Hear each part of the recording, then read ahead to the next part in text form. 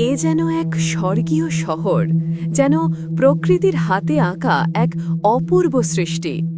এমন শহর ছেলেও কি মানুষ চলে যেতে পারে? চারদিকে যত দূর চোখ যায়, শুধু স্বর্গীয় সৌন্দর্য আর শান্ত পরিবেশ। মনে হয় শুধু এই শহরটির দিকে তাকিয়েই সপ্তাহের পর সপ্তাহ কাটিয়ে দেওয়া যায়।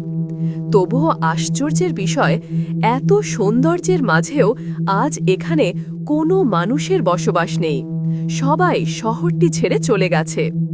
সাংহাই থেকে প্রায় ৪০ মাইল দক্ষিণ পূর্বে হাংঝো উপসাগরের শেংশান দ্বীপে একটি ছোট গ্রাম হোটো ওয়ান। এক সময় এই গ্রাম ছিল মাছ ধরার জনপ্রিয় কেন্দ্র। সেখানে হাজার হাজার মাছ ধরে তাদের জীবিকা চালাত। কিন্তু আজ এই গ্রাম যেন প্রকৃতির কোলে বিলীন। ঘরের দেওয়ালগুলো লতা পাতায় ঢাকা, বাঁকা মাটির রাস্তা ঘাসে ঘেরা, আর ঘরের ভেতরের আসবাব কালের সাক্ষী হয়ে আছে।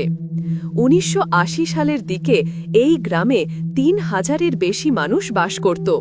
মাছ ধরা ছিল তাদের জীবিকার মূল উৎস। তখন গ্রামে কংক্রিটের বাড়ি তৈরি হতে শুরু করে এবং গ্রামটি এক সময় ছোট তাইওয়ান নামে পরিচিতি পায়। কিন্তু ৯০-এর দশকে দুর্গম অবস্থান এবং কাছের শহর সাংহাইয়ের সঙ্গে প্রতিযোগিতার কারণে বাসিন্দারা ধীরে ধীরে সেদিকে চলে যেতে থাকে।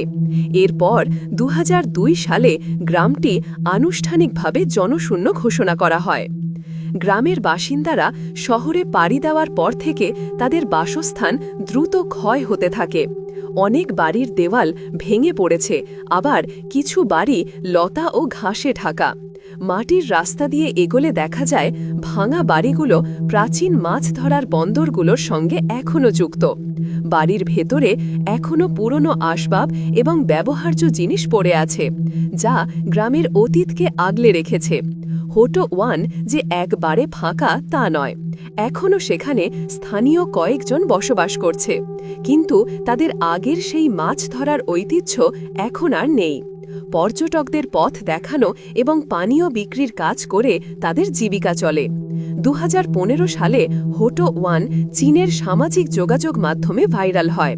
পরিত্যক্ত গ্রামটি কিভাবে সবুজে ঢেকে গেছে সেই ছবি সবার নজর কাড়ে। বিশেষ করে কুয়াশাচ্ছন্ন দিনে গ্রামটি যেন কোনো রূপকথার দৃশ্য। ২০১৭ সালে সরকার পর্যটন ব্যবস্থাপনার জন্য কিছু উদ্যোগ নেয়।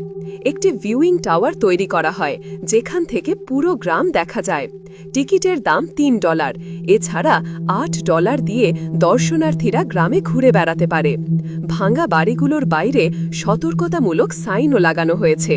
বর্তমানে গ্রামটিতে বছরে ১ লাখের বেশি পর্যটক ঘুরতে যায়। গ্রামে পর্যটনের জনপ্রিয়তা চারপাশের অঞ্চলকেও উন্নত করেছে।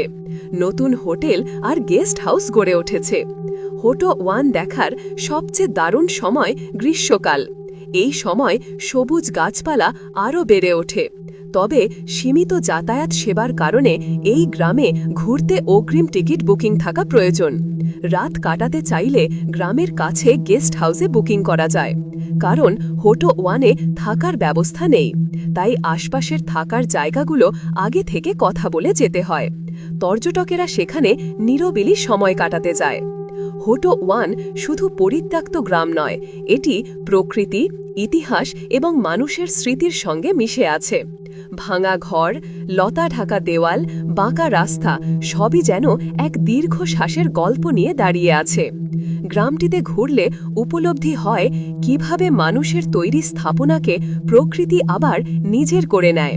সেই পরিবেশে পর্যটকেরা খুঁজে পায় প্রশান্তি আর আনন্দ। তবে একটা বিষয় মাথায় রাখা জরুরি, হোটো ওয়ান দেখতে চাইলে অন্তত ১ বা ২ রাত থাকার পরিকল্পনা করতে হবে। সাংহাই থেকে হোটো ওয়ান যেতে সময় লাগে ৪ থেকে ৬ ঘন্টা। তাই একই দিনে এসে আবার ফেরি ধরে ফেরা প্রায় অসম্ভব। আর হোটো ওয়ান ছাড়াও আশপাশের শেংশান আর গোকি দ্বীপে ঘোরার মতো আরও জায়গা আছে। পুরো গ্রামটা ঘুরতে চাইলে ১ থেকে ২ ঘন্টা সময় লাগবে। এখানে ঘরের ভেতরে প্রবেশের অনুমতি নেই। কিছু সরু পথও সাইনবোর্ড বসিয়ে বন্ধ এবং নিষিদ্ধ ঘোষণা করা হয়েছে। তবু গ্রামটা ঘুরে দেখা মানে যেন ভিন্ন এক জগতে প্রবেশ করা, যেখানে মানুষের চিহ্ন মুছে যাচ্ছে ধীরে ধীরে আর প্রকৃতি নিয়ে নিচ্ছে সব দখলে। আপনার কি এই শান্তিপূর্ণ ও মনোমুগ্ধকর গ্রামটি পছন্দ হয়েছে? আপনি কি এখানে ভ্রমণ করতে চাইবেন? আপনার মতামত কমেন্টে শেয়ার করলে খুব আনন্দিত হব।